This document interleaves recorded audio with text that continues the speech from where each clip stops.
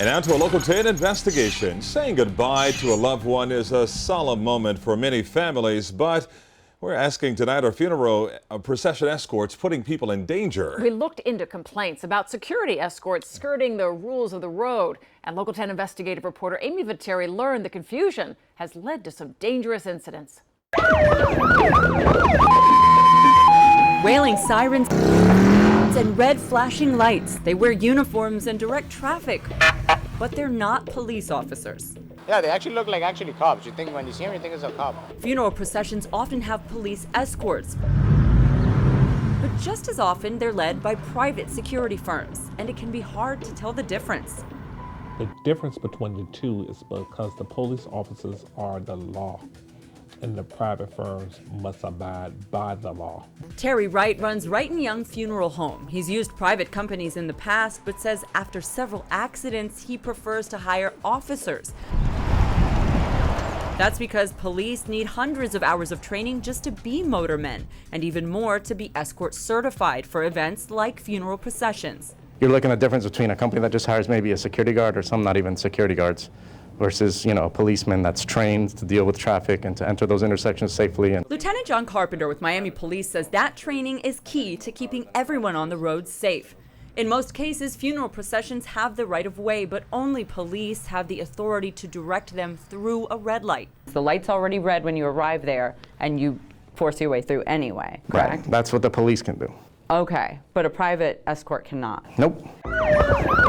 But we saw private escorts use sirens to force a procession right through red lights, stopping and confusing oncoming cars. Dangerous situations, yeah. Nicolas Ayala works at the corner of Opalaca Boulevard and Northwest 7th Avenue and says he sees it all the time. It's a little bit confusing because they stop basically all the traffic, so people actually don't know what to do with it. If to stop, go forward.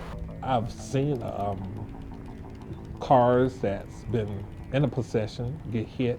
There's no way to know how many accidents happen during funeral processions because it's not a category police can track.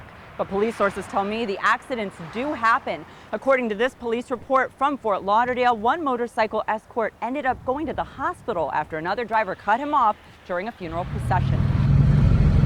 State guidelines for security companies also prohibit the use of symbols or uniforms that make them look like law enforcement. For example, the use of 5-point star badges like this, which are reserved for sheriff's offices. And those red lights and sirens? When you start using sirens and horns, then it becomes an issue of whether or not you're impersonating a police officer. We learned this escort works for a company called Federal Security Services, owned by the same person who runs Grace Funeral Home in Northwest Miami-Dade. We're doing a story on procession safety, and we showed our video to someone working there. Oh, okay. I can tell you why they use it. Why? But not on camera. Off camera, he told us the sirens are for the safety of the procession. Terry Wright says the safest thing is for everyone to follow the rules. But people are in a hurry here to get where they're going, so they don't respect services, they don't respect anything. Amy Viteri, Local 10 News. Now, state law also says security officers are only authorized to use amber or purple lights on their vehicles. The Department of Consumer Affairs says anyone can file a complaint regarding a security company online through their website. So if you would like that link, you can find it on our website, local10.com.